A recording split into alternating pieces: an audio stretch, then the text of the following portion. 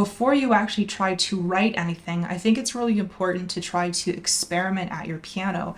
And this starts with trying out sounds in an open-ended and very positive way, and trying sounds that you've never tried before. And this can be a little bit awkward at first. You may not always like what you hear when you're experimenting in this way, but it is really important to experiment because you need to learn how to use your instrument. And if you are new to the piano, knowing a little bit of music theory can help.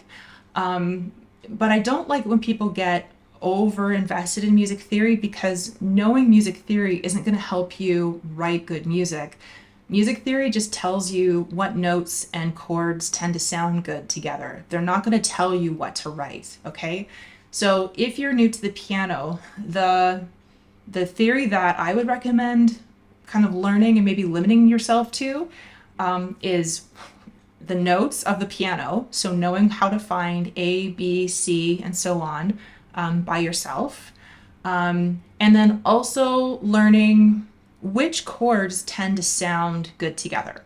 So I've mentioned before that in any major key signature, for example, the 1, 4, and 5 chords always sound good together. They always sound really nice. And so those are the ones that I tend to start recommending.